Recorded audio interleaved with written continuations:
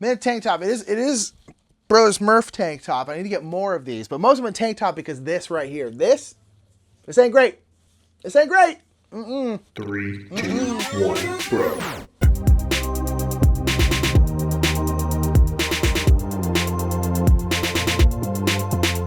What's up, everybody? My name is Nick Murphy. I'm one half of the Brothers Murph, and this is What's on That Shelf, where we take a shelf, a specific shelf, a little cube on our shelf here, and go through all the games kind of in a quick overview style, kind of like our rapid reviews video. Make sure to check out rapid reviews each month, where we go over games in a very similar manner that we do here, though probably a little bit faster. But this time we're going to choose this. Oh, there's a game way back here. Oh, shoot.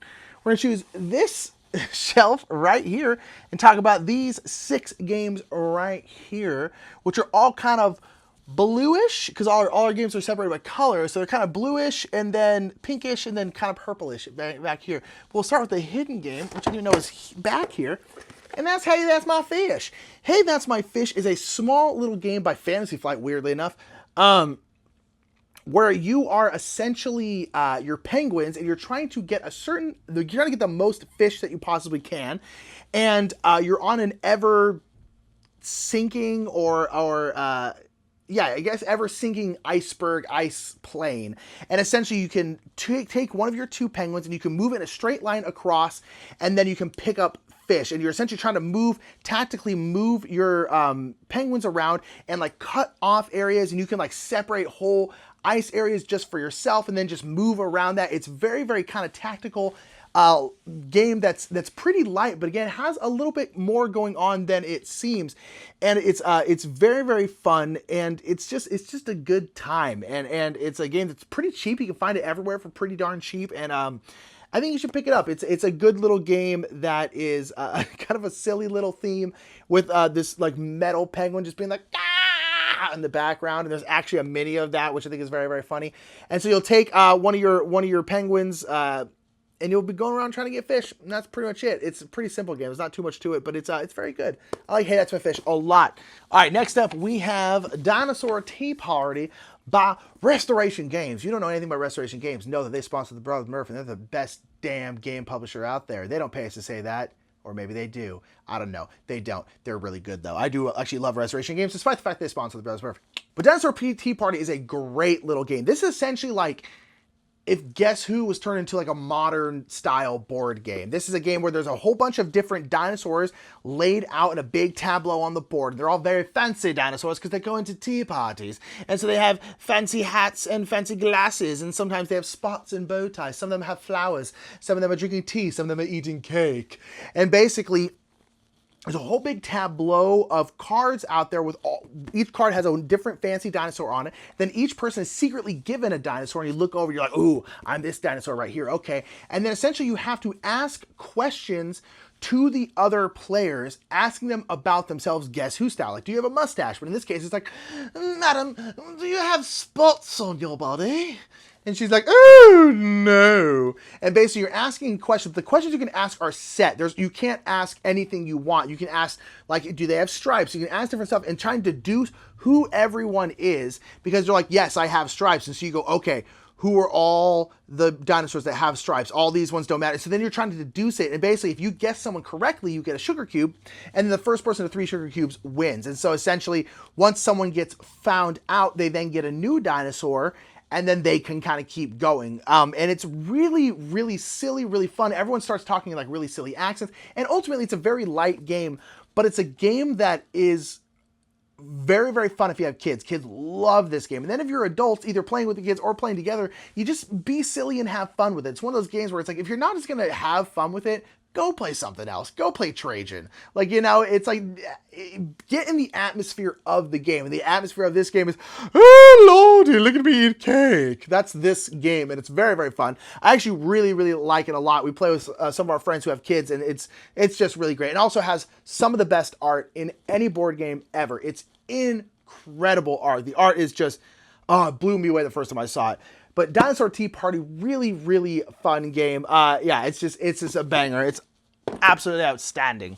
Quirky Circuits is next. Quirky Circuits is a great cooperative programming game, which is a A theme, or mechanic rather, that I want to see more often. We really like the game Mechs vs. Minions, cooperative programming.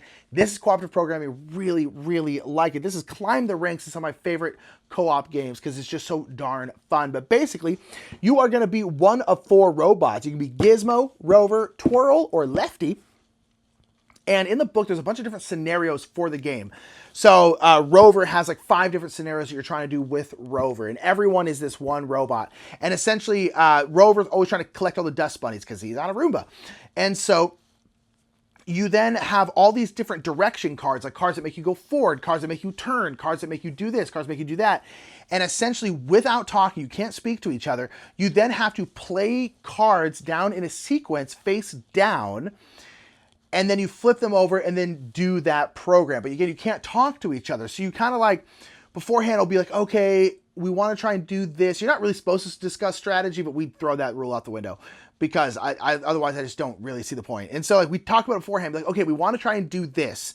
And then we get our cards, look at them and go, and then you can't talk. And so then you just have to try and put them down the order. So the cards are either turn cards, movement cards, or special cards depending on the robot.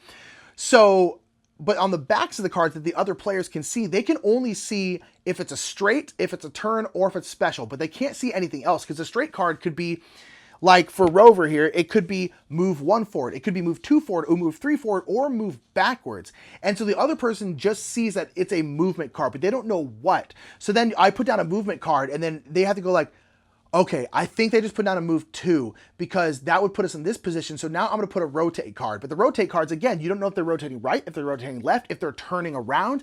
It's also, you're trying to sit there like just staring at each other, trying to like get into each other's heads, being like, I played a 3 straight, so you should now play a turn left. So then I can play a 2 straight, and then you can play a move to the right.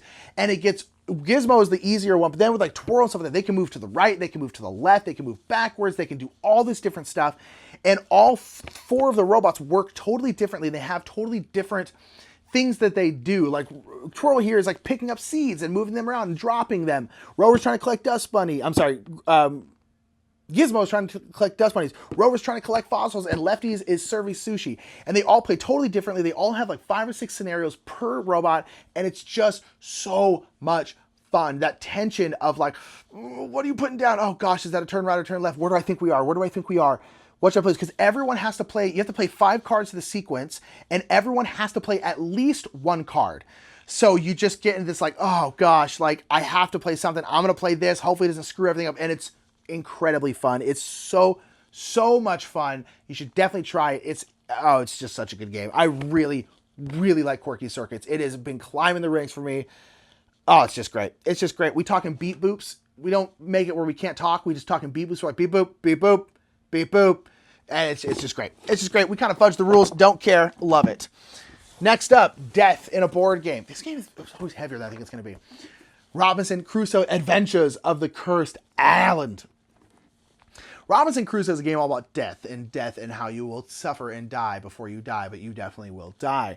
This is a survival game, essentially. It's a worker placement game, ultimately, but it's a co-op game. There's a lot of co-op games right here. It's a co-op game where you are working together to try and do some scenario. The scenario could be a whole bunch of different stuff. Like the first one, you have to collect a ton of wood, build a big wood fire, and light it on fire. And that way people can see you and you'd be like, come help me, come help me. Yeah, all kind of stuff. But it's just brutal, man. You just are constantly doing all these events. The events all suck. And you're essentially trying to do these actions like explore the land or try to get food or try to build like a useful tool or all this stuff. And you have to roll these dice. And so often, whenever you're trying to do something, just something bad happens. You get hurt or you have to put a new event in there. And essentially the events are all like, oh, you need to do this. And then sometimes they're good, sometimes they're bad, but there'll be a bottom half of the card that I always try not to look at. And then if you do the thing that's good, you have to put that card in the event deck. And then if it comes back up, it's going to be real bad. Almost always. So it might be like, oh, you find some bamboo and you get to build a roof. You're like, oh, cool. And they're like, great. So now we have this. This is a really great thing to have. It's awesome. We have to put it in the deck. And then if that card comes up, it goes, oh, but you built it with bamboo. Bamboo's not that strong, depending on the bamboo, of course. So your roof broke and hurt everyone, and everyone takes 2 wounds now. So it's like this constant, and it's super thematic and so hard, but really, really fun. And there's all different scenarios. All the scenarios are totally different in terms of what you're trying to do. And it's a really, really fun game that I have to be ready for when I play, because there have been times where, like, the few times where I've gotten like legitimately really mad during a game, one of them was during one of these games where we were doing pretty good and we literally lost on the last phase of the last turn of the game. We had to essentially we finished what we needed to do. All we had to do was finish out the round. It was going to be the last turn. We were fine. We were like 1 food short or something like that, or something happened and we lost 1 more health than we could have, and we lost literally in the last, very, very last part of the game, whereas like if we had just gotten through that one tiny little thing, we would have won, and we lost right there. And we were playing on stream, and I was so upset that like I couldn't play this game for like 6 months because I was so pissed off about it. But nonetheless, that sounds a bad thing. It's a really good game, and it's really fun. You just have to be prepared for absolute heartbreak, because this game is brutal. It's probably the most brutal game we have. It's rough, but it's really, really fun. Robinson Crusoe Adventures for Cursed Owl. Check it out just to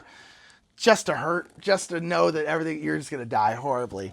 Next up is Kanagawa. Kanagawa is a great Bruno Catala game by Yellow. It's got really, really beautiful art. This kind of watercolory art based in like a Japanese style. It's very, very pretty. And what this is, it's actually all about art. You are painters at a studio, and you are essentially trying to build out a tableau of art cards. And you're essentially getting these kind of art cards, and then you're putting them in your tableau up here. And the art cards have a bunch of different stuff. They can have like mountains or trees, or it could be like a sunset or like a waterscape or something like that. And they also might have things on. There might be like figures on them. There might be like warriors. There might be like trees. There might be buildings in it. And essentially you're trying to collect a bunch of stuff to get these diplomas, and the diplomas are worth points. But then on top of that, whenever you draft these cards, you can turn them into skills or turn them into a painting. The skills are useful because the skills allow you to make other paintings. So like you can't paint a seascape until you have the seascape skill. The seascape skill, it's hard to say. So basically when you get these cards, you're then trying to decide what you want to do with them. Do you want to turn it into a skill? Do you want to turn it into a painting? A painting will give you points. A painting will allow you to do more stuff, but the skill allows you to be able to paint those paintings. And it's got this really interesting draft mechanic where there's like this kind of cool bamboo board, and cards will come out to the first row on the top, and then in player order, you have to decide whether or not you're going to take one of those columns. But in this column, there's only 1 card in there. And then if people can take them if they want, and then if they don't, it goes to the next one, and then more cards fill out the second column, and then again it goes to see if anyone wants to take that column. So it's one of those things where it's like, if you come across a card that you really, really want, you might want to take it now, but then you're only going to get like 1 card. Whereas if you wait until the second column fills, then you can potentially get 2 cards instead, but someone might take it before you. And then there's even a third column that can fill up. So it's like this constant like, oh, I really, really need that card because that's going to give me a 3rd tree, which is going to allow me to get this diploma and all this kind of stuff to give me points. But then you're like, but then I'm literally only taking this 1 card. And is that worth it? And it's this really interesting drafting mechanic that works really, really well.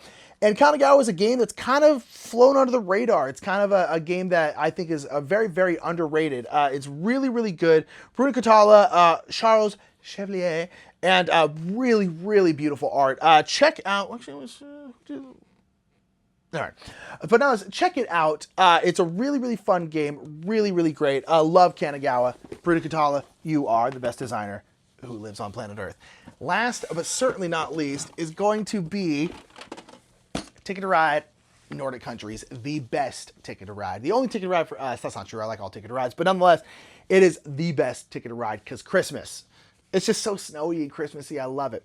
And yes, you're like, Nick, you're Norwegian. Of course you like the one about Nordic countries. And that is accurate because the map is the Nordic countries. It's like Norway and Sweden and Finland and a bit of Denmark. But nonetheless, this is our favorite version of Ticket to Ride. We really like Ticket to Ride. Ticket to Ride's a great, great game. Absolutely adore it. And we used to have Ticket to Ride Europe. And then we also got this one And then we realized we didn't really need Ticket to Ride Europe anymore because we only ever played this one. But one of the main reasons why we got this one in the first place and why we like it so much, taking away the fact that we just love the aesthetic. I love the kind of purple Christmassy look of it. This Santa Claus looking fool. I like that. I like the fact that it takes place in the Nordic countries because that's where our family's from. But nonetheless, why we like it is because it's 2 to 3 players. That's it. Normal Ticket to Ride is 2 to 5. And the problem with like Ticket to Ride Europe or Ticket to Ride Normal, it's like 2 players. It's fine, but there's absolutely no interaction unless you really force there to be interaction. Whereas Ticket to Ride Nordic Countries, because it's a 2 to 3 player map, the map is a lot tighter, which means at 2 players, there's a ton of interaction. With 3 players, it is brutal. And since we almost always play games 2 players or 3 players, if it's just me and Mike or me, Mike and a friend or me, Mike and Karen or something like that, we're like, well, we don't really need the other Ticket to Ride considering 98% of the time we're going to play this 2 to 3 players. And this is our favorite map. And so we decided to keep this one and get rid of Ticket to Ride Europe, which is also great. But man, Ticket to Ride Nordic Countries is just, it's so good. Look how pretty it is. Oh, purple snowy Christmas. I love it. Oh, it's so good. It's really, really fun. If you like Ticket to Ride, try out some of the new maps. The new maps kind of change things up. It's really, really fun.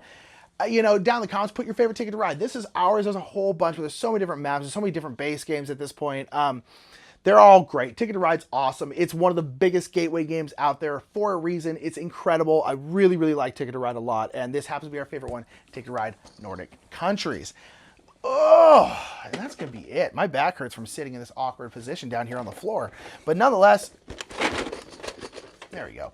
But nonetheless, that is going to be it for this What's on the Shelf. Thank you so much for being here. Let us know what you think about these games down in the comments below. And yeah, and have yourself just a wonderful day. All right, bye.